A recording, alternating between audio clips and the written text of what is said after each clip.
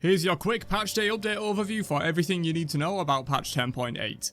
Kicking it off with the new skins. First up, we have 3 new avatar skins: Tofzilla, Fire Nation Tofzilla, and Avatar Roku Yu Huang, as well as Fungal Fury Danzaburo and Splitting Nightmare Agni, which are both in chests. There's also a few things happening to various game modes this patch. First up, soul surges have been removed from the game completely for all modes. Good riddance, honestly. These things didn't add much to the game and were extremely annoying. For Conquest specifically, the Stygian Beacon now spawns every 5 minutes instead of every 6, and Unleashed Titans have more health, protections, and power while offering a slightly higher kill reward. Arena is getting a big overhaul this patch to become Underworld Arena. It has all new Molten themed artwork, a new mechanic called Pyroclast Boulders which spawn periodically near the middle of the arena and can be hit to send them flying off in the chosen direction, where they will damage and knock back enemies hit. Fire Giant is also being added to Arena with this update, with a significantly reduced time on the buff effect from killing it, but this also grants CC immunity for the duration, making fighting into this buff that lasts 20 seconds pretty much impossible. And finally, for Underworld Arena, like many other arena overhauls in the past, there is a bonus round on Game End where everyone was put into a small ring with lots of Pyroclast Boulders. Last person standing wins the bonus round for their team. And finally, for game modes, Joust is getting starter items back with the exception of the green support starters, while Emperor's Armor is also now banned in Joust. Alright, that's it for game mode changes. Let's move into item balance for 10.8. Lono's Mask now requires less protections to hit the threshold for its passive.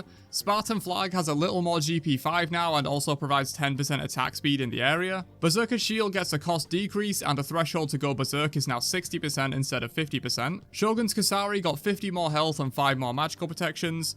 Rejuvenating Heart now stacks its effect fully in 5 hits instead of 8, but the total power is mostly unchanged. Sekhmet's Scepter got one of the biggest buffs this patch with a cost decrease, duration decrease by 1 second, but now each hit refunds a full second of cooldowns instead of half a second before. I would watch out for this item. Brawler's Beatstick gets a cost reduction. Heartseeker gets a similar change to Lono's Mask, allowing the max threshold to be hit more easily after the stat nerfs in 10.6. The Crusher gets a cost reduction and attack speed increase, don't ask why. Bancroft's Talon gets 10 more power, Book of Thoth also gets 10 more power and 1% more mana conversion on the evolved item, and finally for items, Rodder Tahuti gets 10 more power as well. But moving into god changes, first up is Ares, who's getting substantial buffs to his chains with 2 seconds off of their cooldown, which by the way with max CDR now means you can permanently cripple a single target, as well as his 2 getting the full CCR at rank 1 rather than having to level it up. Artio gets more damage on her 1 in both forms, as well as her passive Prot Shred stacking faster but to the same amount total, similar to Rejuvenating Heart from earlier. Awilix gets 10% power scaling on her 3, and her ultimate's attack speed now starts higher but is the same at level 20. Shax 2 got a similar change to Artio's passive, reducing the stack cap but increasing the protections per stack, so the total remains the same, it's just easier to get to the maximum. He also got 1 second off of his 3's cooldown. Gilgamesh gets more max health damage on his 1's basic attacks and more base damage on his 3. Lancelot's mount shield now builds up faster and his 2 dismount option gets 10% more scaling. Medusa gets more base damage and scaling on acid spray and higher damage if the enemy looks away from her ultimate.